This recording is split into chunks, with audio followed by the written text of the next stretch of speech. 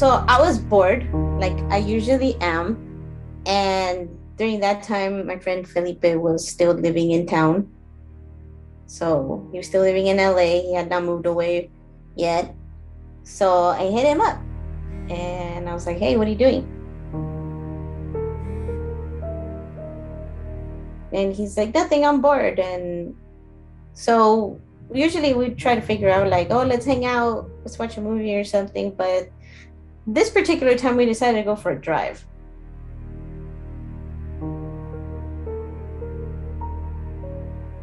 And usually that's when, I like to go on these things to get things off my chest, or if something's bugging me, I'm stressed out about something. It's kind of just like a relaxing therapeutic session. So we went to Turnbull Canyon in Whittier.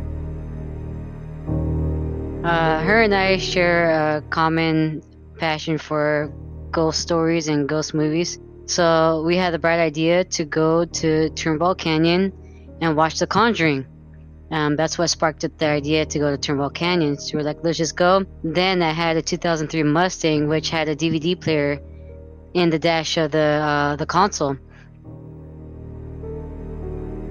At the time, Felipe still had his yellow Mustang.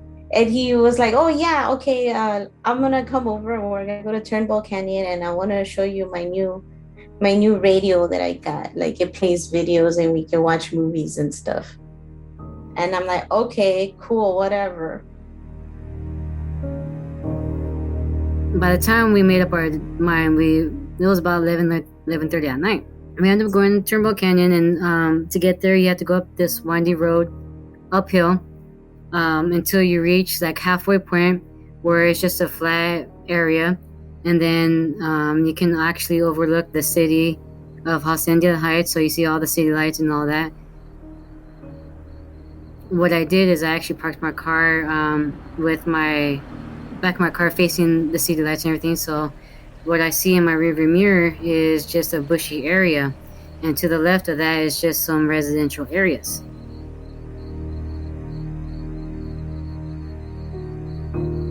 Turnbull Canyon it's famous for being haunted or whatever. So that was another reason why we decided to go up there. It's like, oh, let's go watch a scary movie in a haunted mountain. So yeah, so again, we were just chilling, talking, and then like all of a sudden, like I kind of like at the corner of my eye, because remember I'm in the passenger seat, so like the car lights were off and everything. So in front of me, I don't really see much other than like darkness and like bushes, and way far away you can kind of see the city lights. Again, I'm in the passenger seat and I'm kind of like sort of like turned in a way where I'm kind of facing the driver's side, because obviously we were watching a movie like at an angle, so that's why I was kind of angled that way. Kind of like at the corner of my eye, like looking out the window of the car, the front window, like I saw like a shadow, and I was like, what the hell was that? I was like, I thought I saw a shadow. I mean, it could just be a deer, or well, there's a bunch of cars sometimes that go up that mountain, so I'm like, it could just be headlight reflections. I don't know. I didn't really think anything of it, to be quite honest. But then I saw it again. But Felipe noticed that I kind of kept on flinching and kind of like being aware of my surroundings a little, because I kept on kind of seeing it, but this time like I'm seeing it behind Felipe. As we started to watch the movie, I started to see things on my left side of the mirror, driver's side mirror. What I saw was just like some misty type of white apparition looking thing. Now, me being a skeptic, I didn't think anything of it. It's just something that my eyes can be playing me with. So I brushed it off, thought nothing of it, and until the next time I actually saw something on the right side. On the right side, I saw the same kind of apparition, where it kind of looked like it was just an animal who just popped out in and out of frame really quickly. So it's just same white misty thing, came in and out of the right side mirror. So again, I brushed it off as something, an animal, fly, maybe a bug that just went by the mirror and kind of just illuminated itself a little bit by the little street light that was there, and again just brushed it off.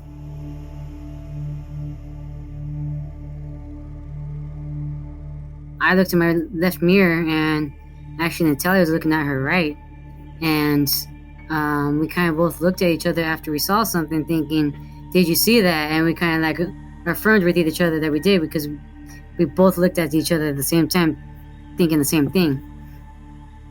I told her, like, "What did you see?" I'm not gonna tell you what you saw, but if you say the same thing, then I'll just affirm that. So she's like, "Yeah, I saw a white misty thing just going across the side mirror." It was like, I saw the same thing.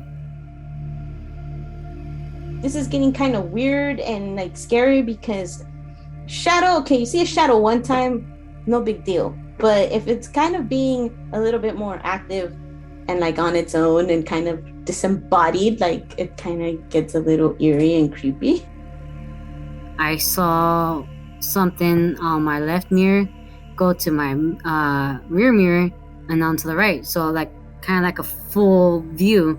So as I saw on the left to the middle to the right, I looked and I kind of looked behind me and nothing there. Just that same white misty apparition that keeps on coming in and out of the frame, really.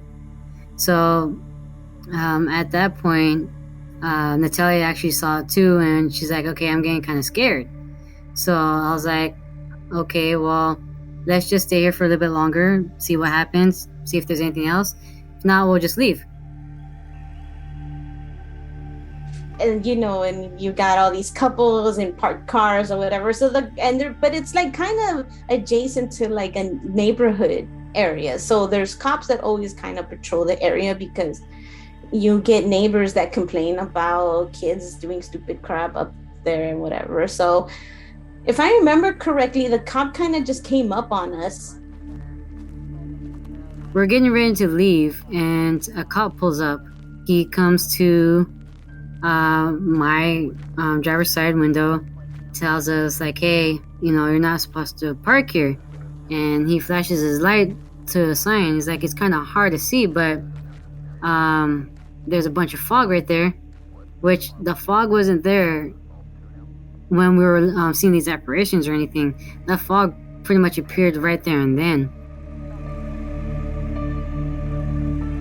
So he shines a light. He's like, "Look, you're not supposed to be parking here." I was like, "Yeah, sorry, my car got hot and we just pulled over for a little bit for it to cool down." Right when I was explaining that, he turns around. Right behind him is just like a big mountain area. It's just a brush, really, and dirt, as if you're just looking at a hill. So he turns around, flashes his light there, and he sees nothing. But as he was like turning around, it's kind of like someone tapped him. He tapped with some type of like defense, you know, as if someone would tap you on your shoulder. You turn around, like not knowing who it is. You're kind of stiff, you know. That's how he was. He's like, okay. He kind of brushed off himself too. He's like, whatever. So he continues saying like, "Yeah, you can't park here. You guys gotta go." And then again, this time he turns to his right, looking at the bushy area, and he just shined his light right there, pausing. He's like not even saying a word to us. He's just pausing, shining his light right there, and he just very like spooked would be the word. He was spooked. We told them that we were actually just like about to leave because of that. And then he was like, "Oh yeah, like that's like a thing that happens out here. People report seeing all kinds of stuff." Can you imagine what the cops see? They're like there all the damn time. Like I can imagine that they probably seen some crazier crap than we did. That's why we brought it up.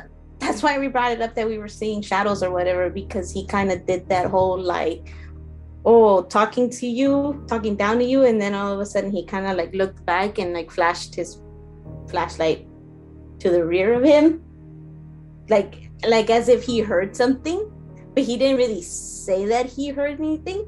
And then I think it was Felipe that brought it up, that he was like, yeah, like we feel like there's somebody like walking around us or whatever the hell, because we keep seeing like shadows or whatever. So he kind of looks at me again. He kind of like had a bug-eyed, wide-eyed look on me. Is like, yeah, I looked him at the same way. Like, yeah, we experienced that this whole time, just nodding to him that, yeah, that's what's happening. So he's like, all right, you guys, well, get going.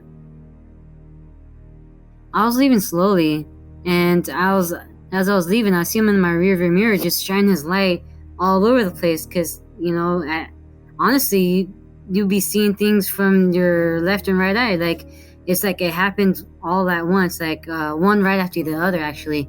So he's shining his lights, and he's shining to the left, to the right, behind him, and everything. So we're like, yeah, that's what we saw too. What he's looking for is what we saw. We want to try and figure out what's up with the paranormal and question everything. But I think a part of us is kind of like, nah. Because to be honest, we never went back. And I don't think I've been back since, actually. All kinds of rumors and all kinds of stories surrounding Turnbull Canyon. There's, devil worshipping rituals, sacrifices, people get killed out there, like that, run over, hit by cars, you name it. If there's a story for almost everything in Turnbull Canyon.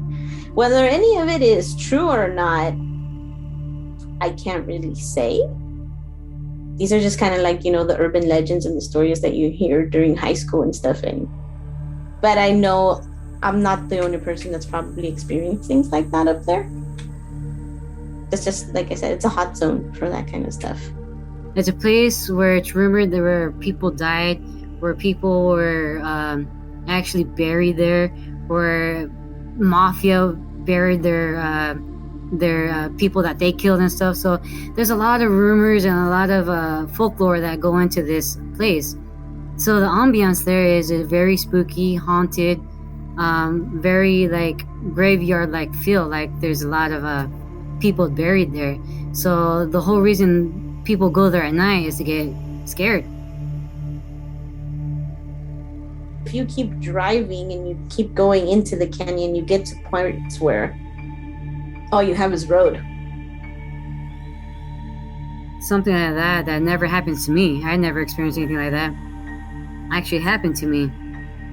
People would say it's a ghost. However, I don't believe in ghosts. I don't believe that there's like a type of purgatory or something or a spirit that stays or can't pass on. I believe it's you're either here on Earth or